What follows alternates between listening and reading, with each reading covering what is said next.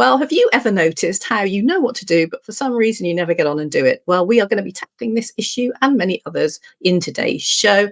That common battle we all face is just getting out of our own way. And to help me talk you through it and come with some great guidance and tips for you, my guest today is a 4-time world champion martial artist turned high performance coach and clinical hypnotherapist. And for 11 years, he has been helping global leaders and elite athletes do just this and really level up in terms of their performance, their life and their energy. So welcome to the show, Stuart Wade. Thank you for joining me. Hi, Julia. Thank you for having me on today. I'm looking forward to our conversation. Yeah, we've got so much to unpack and I'm really looking forward to you. And I know later on we want to get into, because you have a particular system that you use to help people level up and improve every aspect of their life. And we want to guide people through, what it is they need to do and get into a little bit more detail. So everyone stay tuned because this is something you're not going to want to miss.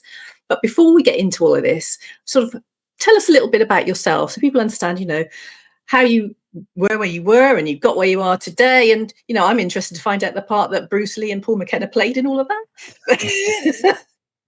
Let's get into it. So you tell us a little bit about yourself. Sure. So Bruce Lee very much informed my path in life. And I remember when I was probably 5 years old, something like that, because I started training in martial arts when I was 6. So it was early. Pretty early, yeah. And I remember watching Enter the Dragon predominantly on the old VHS tapes with my dad in the living room at 5 and a bit years old, and just wanting, just wanting to be like Bruce Lee. That was my focus in life at that point. Saw this guy doing amazing things on screen and wanted to be like him. And fortunately, my parents were very open to enrolling me in some kind of martial art. And we went to a couple of clubs initially, but very quickly settled on one. And it was a Taekwondo club, very local to me, less than a mile away from my house. And as luck would have it, my very first instructor fought in the Olympics. And the master instructor of the club, who was in charge of the whole thing, was the Great Britain coach at the time. And so from day one, I was having top level tuition purely by chance, just geography. It wasn't planned. Yeah, it was no grand plan. It was purely luck of the draw, but it really stood me in good stead to excel in martial arts. And I had a natural skill and talent for it anyway, but I just absolutely loved it. I loved the training. I loved going through the belt. I hated competing, I have to say, at that age when I was so young. I did not enjoy the competition side of it at that point. That came a little bit later. I got my black belt at the second time of asking, just before my 9th birthday. And there's more of a story to that I can go into later if you want to. And as I got a little bit older, 10, 11, 12 years old, I started competing a bit more, and I actually started enjoying it more and, not surprisingly, having a bit more success. And I was first selected to compete for Great Britain when I was 13. Started competing internationally at that point each year, but when I was about 16, I started a visualization practice that I don't recall where I picked it up. It may have been Paul McKenna at that point, but I'm not aware of that. He came later on. And this visualization practice really just put me into the perfect frame of mind to give my best performance out there in competition. And I started having more success at international level. And I'm very grateful to have won 4 world championships across my time competing. In my early 20s, I'd finished at university, got my degree in applied sport and exercise science, and I was a personal trainer at this point. And I went through some difficulties myself with my confidence in my fitness. I lost a bunch of tournaments on the bounce because I got fatigued really badly. And it messed with my head, completely messed with my head. And I got referred to a hypnotherapist by a friend. This guy, whatever he did, flicked the switch in my subconscious to where that fatigue and confidence issue was no longer a thing. And I didn't change anything else. I didn't change my diet, probably should have done. I didn't change my training regime either. So the only thing that I had really changed was between my ears. And so it really opened my eyes to the power of our minds. And a little bit later on, I was lucky enough to win a competition to go and work with Paul McKenna down at his house in London. And he did some hypnosis with me on that day and some havening as well, which is another modality. And that was the real light bulb moment for me. And I said to Paul on that day in, when was it now? 2013. I need to understand more of this. I want to study. I want to get qualified in all of this because it's incredible. What do I need to do? And that's when he referred me to his mentor, Dr. Richard Bandler, the co-founder of Neuro-Linguistic Programming. And he said, you need to start by studying with Dr. Bandler because he taught me everything that I know. And so that's what I did. And the rest is history. And here you are today, highly successful coach. So to help people kind of understand a little bit about, hypnotherapy, NLP, a lot of people, they've heard of it, obviously, but they don't really understand, I think, how it would help. And I think especially as we're getting older, these sorts of things and having these different options of ways we can treat things without having to run to the doctor, get tablets or something else. I think it's quite an important pivotal time in life, particularly as we're getting older, as I say, and we're having these crises, if you like, maybe crises of life, midlife crisis, whatever it is. And it doesn't make any difference of how successful you are or your upbringing or anything. It can happen to anyone at any time. And we do tend to sort of maybe go for the option of comfort zone. You lack a bit of energy, you don't have the same energy you did in your 20s and your 30s to get on and motivate yourself, and you lose maybe that purpose. Or on the other hand, maybe you're wanting to continue, maybe get more purpose, more passion in your life, but you don't seem to be able to make the moves, like as I said before, that you need to do. So it's in that sense, how do things like hypnotherapy and NLP really benefit? What have you noticed with your coaching, with all the people you've coached? It's a really good question, Julia. And the biggest thing with hypnotherapy, NLP, these sorts of modalities is that it's essentially rewiring your nervous system and your subconscious mind. We're processing things that may have been holding us back at a subconscious level. And that is making space for new possibilities. So if there is something that you always wanted to do, but it was either never the right time or life got in the way, whatever the reasoning was, and then you've gotten to a certain point in your life where you think, well, I can't do it now. It's too late for me. It's a common problem, that, isn't it? Quite common. And, the reality of it is it might not be too late, depending on what that thing is. Yeah. Do you find that when people get to that point and you get to the point you think, it's too late, there's nothing I can change now, it can actually start that spiral down into sort of almost like, not necessarily full-blown depression, but negativity and lack of motivation? Absolutely. It is negative self-talk. And when you repeat these negative self-talk patterns, that can begin to perpetuate limiting beliefs. And these are things that are holding us back psychologically and emotionally.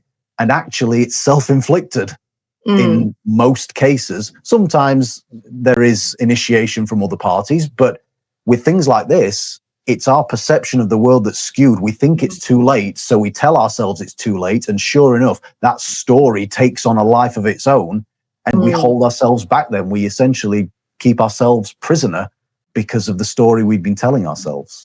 Was there a pivotal point in your life when that happened to you? Because I know obviously a lot of people come into coaching, whether it's fitness coaching, nutrition, or some other aspect of this, that something in their own life triggered this. Like you said, you realised the hypnotherapy really helped you. But was there a pivotal point that made you consider that or take that route?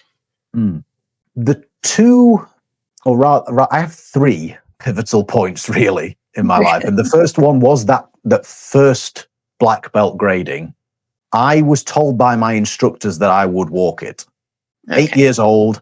I'm, listening to these people who are highly qualified, high performers, and they're telling me I'm going to walk it. So I can't say whether that made me complacent or not, but I certainly remember taking a lot of heart from that and a lot of confidence. And I, along with many, many, many other people, that particular grading failed. Right. Okay. The panel of Korean masters and grandmasters were particularly harsh that day. And just to illustrate the point, a coach load of 40 to 50 students from my hometown, including myself, went down to Stevenage for this particular grading. Of those 40 to 50 students that traveled down, only 3 passed. Wow. So these were some of the best students in my hometown that were going to test for their black belt, and the vast majority of them failed, or quote unquote failed. So after that initial heartbreak for me, I found some fire, I found some resilience within myself, and I made a decision at that point at 8 years old. I never wanted to feel like that again. And I'm very grateful to say that I never did fail another grading after that. But that was one pivotal moment for me. The other one would be discovering visualization when I was 16. I'd already been competing internationally at this point for 3 years and having moderate amounts of success. I wasn't winning anything major at this point. I was getting third places, bronze medals, silver medals, that kind of stuff, but I hadn't won anything big at this point. Once I engaged with visualization and started implementing it into my routine, I began to build an expectation that I was going to win. In my mind, I'd already won. It was just a matter of reality catching up. And that's when I started to have a lot more success internationally and ended up winning more European championships and world championships.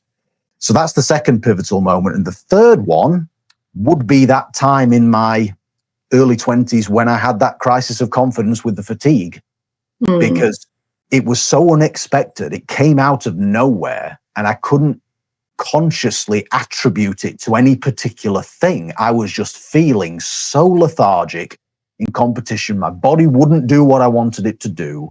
And of course, I ended up telling myself then that it was a major issue and it's going to happen again. And of course, it became a self-fulfilling prophecy for a number of tournaments on the bounce until I got some help with it from this clinical hypnotherapist in my hometown at the time. And so those 3 instances are real pivotal moments for me in my life and my journey. They really shaped who I am and what I do now. Yeah. I mean, would you say as well, because you had that failure when you were very young, and then obviously you reached that point where you fatigued, it was kind of, could it have been a sense of, oh my God, it's happening again, when you'd had that sort of period of success and it's sort of locked in there in your subconscious, and then, oh, something goes wrong and boom, that you get this sort of image or sense that it's all going to happen again? It's very possible. I can't confirm or deny it, in all honesty. It's very possible because, as you know, our subconscious works in mysterious ways, and sometimes it puts 2 and 2 together and makes 15, you know, and it can relate things that seemingly unrelated on the surface, and it can put them together and cause a psychological, emotional, and a physiological effect in us. So it could very well be that that there was a link somewhere in the back of my mind. But when it comes to obviously the people that you help, I mean, what is there sort of like a common thing that they come, because one assumes, well, if you've had, particularly those who are already successful, like you've worked with elite athletes and global leaders, you look at them and you think, wow, they've reached the pinnacle of success. How could they possibly have any of these issues? And is there something that kind of triggers them to come to you for your help? Is there a common thread, or is it sort of everyone's just very different? People are very different, but generally speaking, they want one of 3 things. And oftentimes it's more than one of these 3 things, but they come with one in mind. It's either performance enhancement. They've already had a lot of success, but they've maybe hit a ceiling and they want to overcome that and progress even further. It could be that they're under a lot of stress. There may be stuff going on that's outside of the business or their sport, you know, stuff that's going on in their personal lives. Could even be things like unresolved trauma as well, that's not related directly to the business or to their sport, but it's having a knock-on effect in how they show up day to day. And the other one is anxiety for similar sort of reasons. You know, there could be a buildup of stuff over time that's just compounded, and they've pushed it down and gritted their teeth and got on with things, you know. Yeah. But there's going to come a pivot point, a crunch time, when you can't push it down anymore and something's got to give.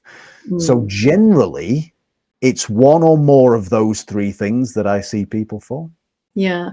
And are they aware of, when it comes to things like unresolved trauma, are they aware of it, or is it something that comes out when they're working with you? Is it something like, oh, I didn't realize that? Yes, that is something that I do feel that's has been hindering my ability to move forward. Or is that something that they're aware of it, but they've just not actually faced it? In my experience, it's more the latter. They're aware of it, but they haven't properly faced it or allowed it to be processed yet. They've pushed it down and just got on with things. But in the rare occasion that I've come across, they're not even consciously aware of it. There's some kind of resistance subconsciously to something that they're doing or something that they're experiencing at that point. And it's causing an effect in the body and the nervous system, but they don't know what or why. And so sometimes it takes a little bit of exploration in hypnosis to uncover some of these things so that they can be then processed. Yeah. But there are ways of doing it, for lack of a better term, covertly as well, where we don't have to confront that particular trauma head on. We can do it in disguise, if you like. Yeah. Yeah. And it's interesting you say about, with the hypnotherapy and that sort of neurological, how it sort of impacts the body as well, because I'm a great believer in mind-body connection and your external environment, how it affects you internally, and those traumas and stresses, how they can, over a length of time, if not dealt with, can actually impact your health really negatively. And then this, of course, is then going to have a knock-on effect to how you show up every day in your life and those goals you wish to achieve.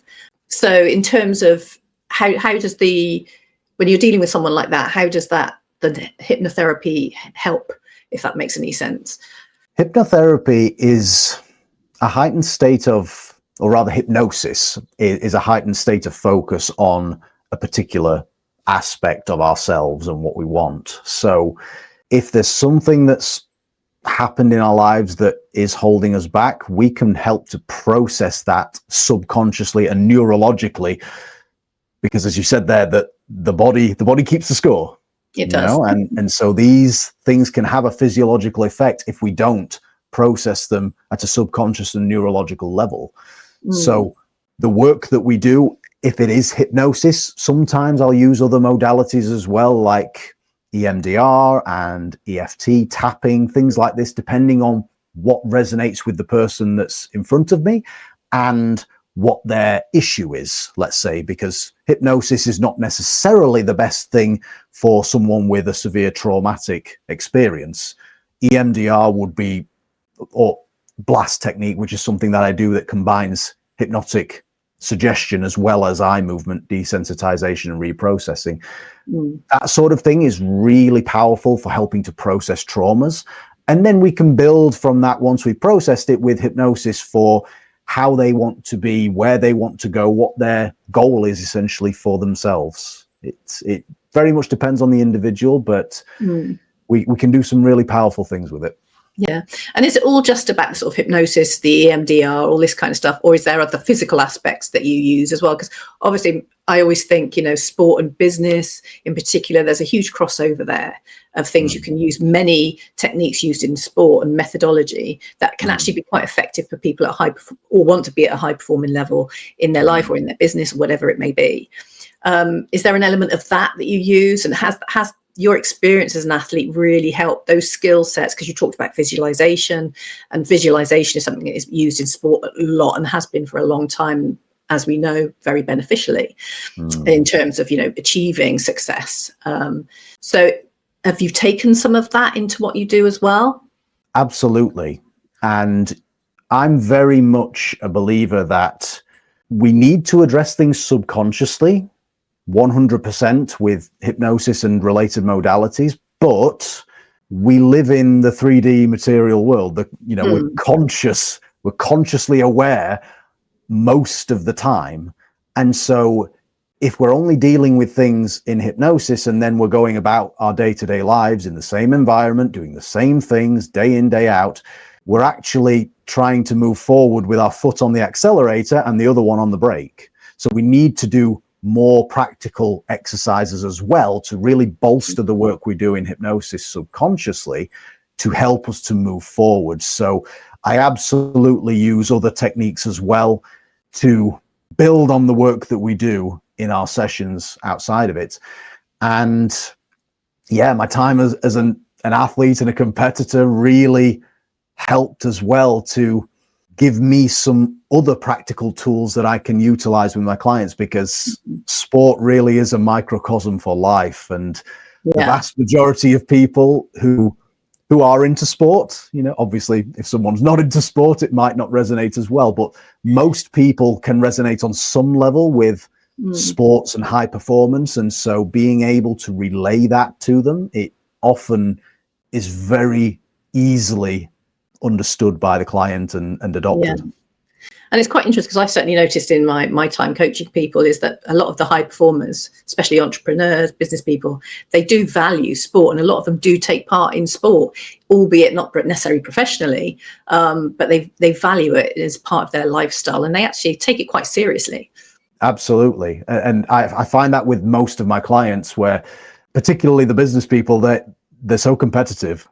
And so they have the business that's one outlet for it, but then they also play competitive sport. Or if it's not competitive in respect of entering tournaments and things like that, recreationally, they'll get very competitive with their training partners. And they're very much of that kind of mindset. But that could be quite a positive thing for helping you break through those barriers as well, knowing you that certain level of competition and having, whether it's friends or colleagues, that you can actually, I wonder if that sort of really helped you break through and say, yeah, I could do this, because it just gives you that support. And I think having social support is really beneficial, particularly as we're getting older as well. Yeah, 100%. If we surround ourselves with supportive, like-minded people that are on our wavelength, it's really going to help us to be a better version of ourselves. And we know from some of the statistics that come out about loneliness how detrimental it is to our health. So having a strong, doesn't have to be big, but having a strong, supportive social circle really is important. Yeah. And in terms of sort of, obviously, as we're getting older as well, we experience more physical aches and pains. We're at more risk from health issues, all these kinds of things. So is this, obviously this can hold you back significantly in, you know, if you have a goal or a purpose, or you think, you know, you're worried about your future and you're starting to see degeneration, decline, that kind of thing. So is this something that you've noticed a lot is a motivator for people to say, right, I need to do something about this as well? Absolutely. And you touched on it before, Julia, where that mind-body connection, we can't escape it. And so if we are mentally more positive, more confident, feeling healthier in our minds, that has a profound effect on the body and can actually reduce the effect of certain ailments that we may be experiencing. And if anything that we can do outside of popping loads of pills, like you said before, it's a good thing in my book if we can do that. It's something that's natural, it's endogenous to us. We don't have to take anything. We have all the chemistry within us to affect a real positive change in the mind and the body. So I would recommend anybody to really take a look and take some inventory as to their mindset and what may be going on subconsciously, that they could actually affect a more positive change in their physical health with it too. Okay, so as we're getting older, obviously we get a lot of health conditions and these sort of problems occur, and you can cause these anxieties, these worries and concerns. Have you ever noticed that for a lot of people as they get older, that they tend to sort of make excuses a lot more? They hold themselves back. Oh, I'm too old. You can't make me any younger. I mean, I know I spoke to my father a while ago and I was trying to help him, and he kind of said, you can't make me feel any younger. I said, this is not about you being younger. It's about, you know, keeping you independent, helping you walk and be healthy and do all those things. Is that something that's quite common that you find? It's definitely common. And us Brits love to complain about things and tell other people about the things that are holding us back. But it used to be that the thought was, once you get to around 35 years old, your full perception of the world, your perception of yourself, your own limitations, etc., that's all set in stone and you can't change that then. But Mm. modern neuroscience shows that neuroplasticity is ongoing until you stop breathing, essentially. So it doesn't matter what age we are, we can always change the way that we're thinking, feeling, behaving, showing up in the world, even our health conditions. And I recall this particular study from a neuroscientist in the States who did this study a number of years ago, where she took I forget the number exactly, but she took let's say a dozen senior citizens to a retreat center that was set up the way that it was in their youth. So the music would be playing from their youth. It was all set up with the games that they enjoyed to play when they were younger. The decor, everything was like it was when they were young, fit and healthy. And they took bloods beforehand and after. They measured certain biomarkers, and every single person that attended was showing that they were actually younger than their biological age by the time they left this place, because they were immersed. Their sensory experience was that of a younger person, a younger them. And so our perception of the world as we live in it is guided by our senses, the things we can smell, hear, taste, touch, see. And if all of that stuff is reflecting a time when we're young, happy, fit, healthy, etc., our brain's going to accept that. Well, I must be young, fit, and healthy. This is what I remember. And so it's a great example of how we can affect our physiology and our experience in the world by tuning our environment and then getting our mindset and our brain on board with that as well. It's a really powerful thing. And I always talk about this with visualization to people. Don't just think about the things you can see. It's a full sensory experience. Think about the things you can hear. Think about the physical sensations. What can you touch? What's the texture feel like? Notice any smells and tastes that may be there in that visualization. And notice, most importantly, how you feel emotionally. Because if we can engage all of our senses like this, our brain accepts it as fact. It doesn't necessarily know the difference between what's going on between our ears and what's going on out there. And so it just accepts it. This is the reality. And so that's how powerful our minds are. Yeah. And is this kind of like a starting point? So sort of getting into a little bit about the system that you use when you're coaching someone. Is sort of visualization helping train someone with visualization? Because it's not always easy. I mean, that's something I've struggled with. You know, how can I taste or smell or know how things feel if I've not experienced it yet? So it's something I want to plan for. It's a goal I have, but I don't know what it's like to hold a trophy at Wimbledon. I don't know. I don't know what it's like to have £1 billion in my hand. You know, it's all these things. It's how do you sort of start? Because it has to be, like you say, it has to be quite real, and you have to spend surely some time with it until you become efficient at visualization. Yeah, as with anything, practice makes permanent. The more we can practice it, the better we're going to get at it. But in answer to your question, Julia, and it's a great one, because some people, I had a client recently actually who she just struggled to visualize things in her mind's eye. It was a struggle for her. And so if we're talking in NLP terms, the visual system was not her representational system of choice. She was much more in tune with her feelings and emotions, and even the physical sensation, touch, that kind of thing. She was much more able to tune into that. And so with her, my focus is on the feelings. I'm telling her, or rather suggesting to her, about the feelings that she would want to experience rather than the things that she can see. Because for her, the visuals came later. Once we can get the feelings right and the tactile sensations, then we can start to build on the other stuff that may not be as readily available for us depending on our own makeup. It very much depends on the individual and what speaks to you. And so a clue to it is also the words that you use. So if you are someone who talks about seeing the big picture and having clarity and these kind of things, they're all visual terms. And so that's a clue that actually the visual stuff might really resonate with me. If you're talking more about, well, I feel a certain way, or that feels off, I don't like the vibe there, things like that, you might be more of a feeling person. And the same goes for auditory as well. So having that awareness initially of what might resonate the best with you can inform the way that you start your practice of visualization.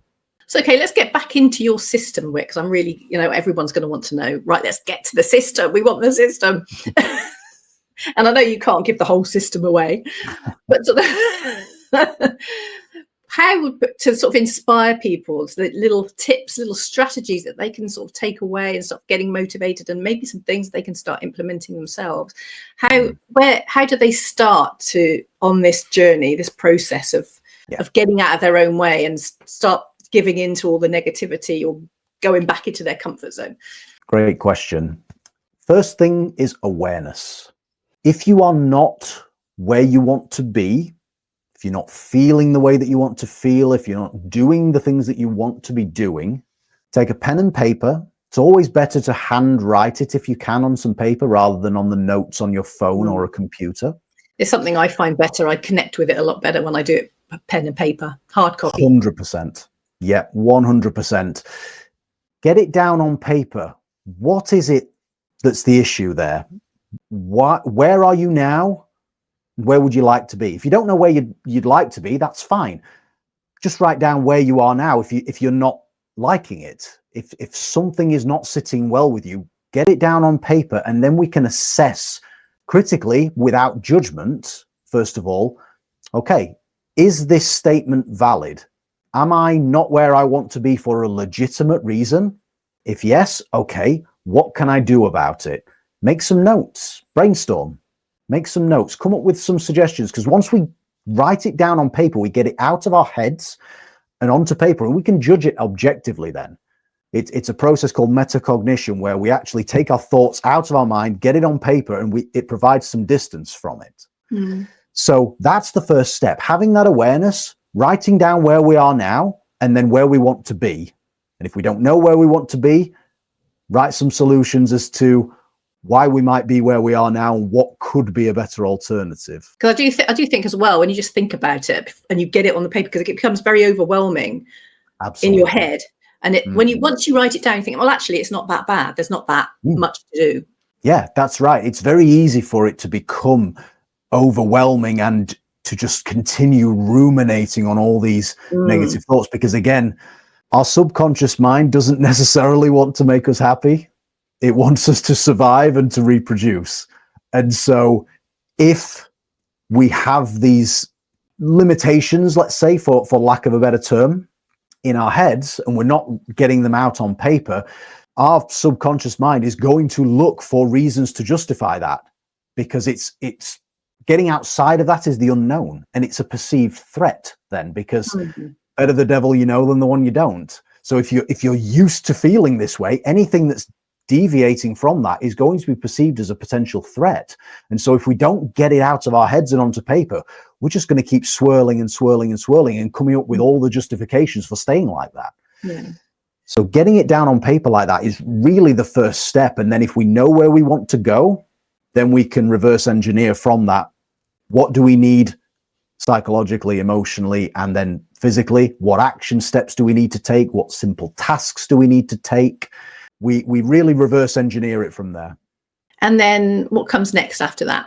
So once we've identified where we want to be and where we are now, then we need to process all the things that we perceive that have been holding us back. Oftentimes it could be things from childhood. There could be initial sensitizing events from when we were young that installed some negative programming within us, because oftentimes from the day we're born until around 9 years old, we are just a sponge. We are absorbing everything about the world around us, caregivers, teachers, friends, etc. We don't have our critical faculties at this point. And so we hear something or we learn something and it just gets absorbed and it just gets taken on board as a fact, when actually it's not necessarily the case. But that goes into our programming, and then later on, as we get older, we're still running these automatic programs. So we need to unpack some of that. Is there some stuff that went into our subconscious mind when we were young that's been perpetuating itself as an automatic program that we need to rewire? We need to change that program to something that's more empowering, more positive, that's going to help us to get to where we want to be. So that's the next step. It's processing that stuff and then going into rewiring that stuff neurologically and subconsciously. And I think when it comes to that, particularly when it comes to something like any past, problems or issues that crop up, you've got to be, I think it's really important for me to note that you've got to be patient with yourself, because sometimes it can be difficult. We can not want to face those things on one level because maybe it has an emotional effect on you, or you just don't, you feel you've dealt with it, but secretly it's still been there and below the surface. But it's important that it comes out and you get rid of it and move forward from it, so it no longer holds you back. But I think it's important in those times as well to just be patient with yourself, and it can take some time. And I think with something like that, you do need someone like yourself to help coach you through it, or you need someone quite supportive around you to help take you through that process. Yeah, absolutely. Give yourself some grace, because oftentimes it wasn't your fault that this stuff got installed there. It was just happenstance or some experience that you had that was outside of your control at the time, but it installed this programming within you. And so it's not your fault. That's the thing, to remind yourself to be kind to yourself. And like you say, take your time, be patient getting through this. It's not a case of whipping through it and it's all going to get sorted super quick. It doesn't have to be. We're not in a race here. And so having some support, whether it is from a professional or some very trusted confidant that's not going to judge and is just as a sounding board, as somebody to support you through the process, it can be really, really helpful. Because sometimes, we can't see the wood for the trees if we're trying to do stuff ourselves. And oftentimes people like me and trusted confidants, as I said, can uncover the blind spots that we might have to what our experience is in reality, and that can help us to move forward then with that support. So once someone's got it all down on paper and they've then dealt with all the past stories, the programming, that's some things that have been programmed into them, what next happens in that stage once they're sort of coming through that, and they can then sort of be a bit clearer in positively moving forward? So this is the orchestrate part of my PRO method. So process, rewire, orchestrate.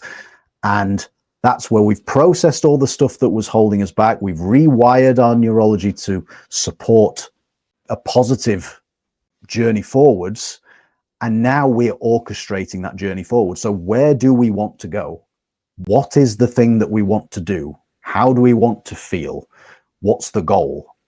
And then we're working towards that. We're building up that subconscious framework to facilitate uncovering that vision and realizing that vision in reality. And we're taking some positive action steps as well in order to get to that vision. It could be something that could be quite soon in the offing, or it could be something that's a bit further down the line. It really depends on what it is that person wants, but we're installing everything subconsciously that they would need to facilitate that vision and help them get to where they want to be.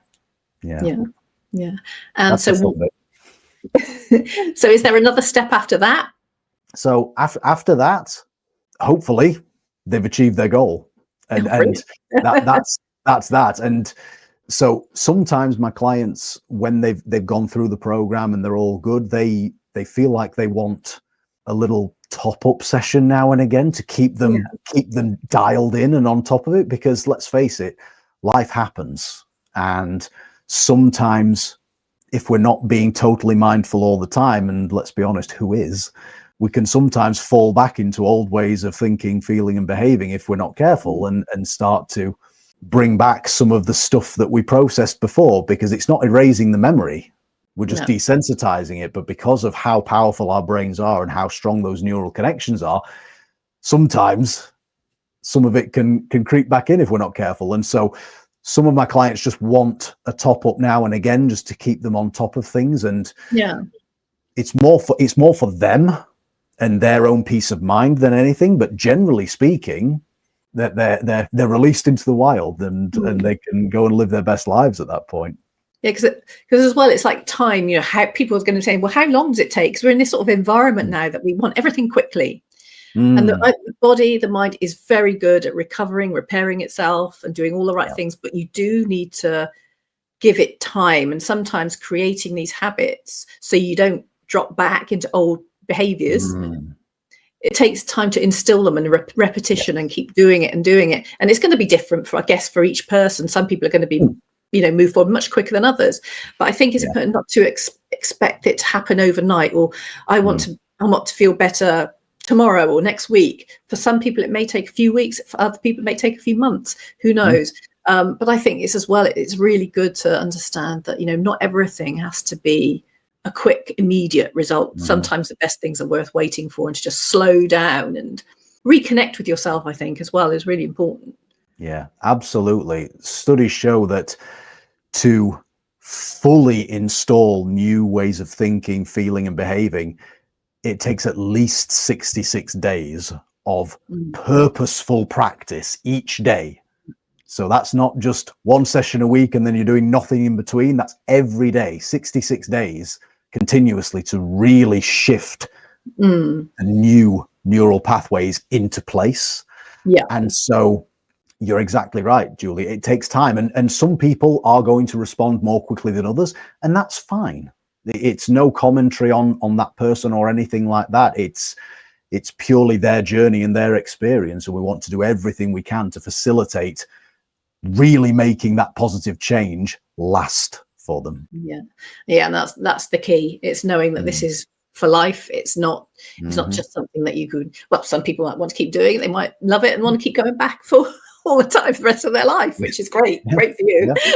And you want to facilitate that so that they become sort of independent of you and can keep moving forward positively, I guess. Exactly. Yeah, that's it. It's giving them the tools that they need to be able to do it on their own.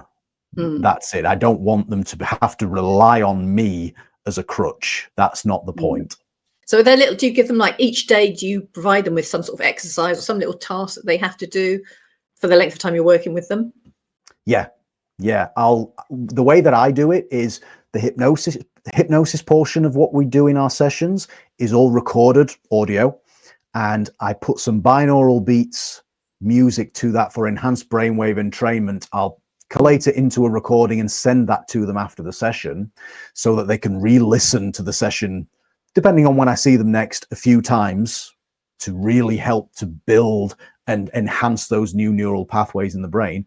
And I also give them a little technique to do each day as well. And it could be any number of things. It could be an anchor, it could be a gratitude journal, it could be an affirmation, depending on what we're doing and what resonates with them. Just a little technique to practice every day to keep them on top of it and keep them in that state of mind where we want them to be.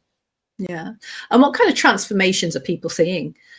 It's a great question. And I've done so much in terms of working with different people and different goals that it's really interesting to reflect back on, because one client, for example, was a very successful businesswoman, and she wanted to lose weight. That was her thing, because the weight was getting her down.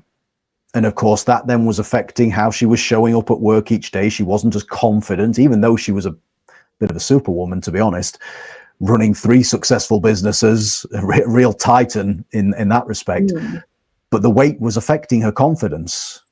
And so work started to suffer because of that. And so with her, it was, let's address the confidence and the weight issues. And I'm very proud to say that from the onset of our work together, in the preceding 2 months, she lost 2 stones in weight and kept it off after that. Yeah. Because what we did, we tapped into her subconscious and the real issues that were causing her to overeat or eat the wrong foods, whatever it was. And we boosted her confidence back up. And so she had the resources to be able to take the positive actions with her diet. And she was already training a lot anyway, so the exercise wasn't an issue.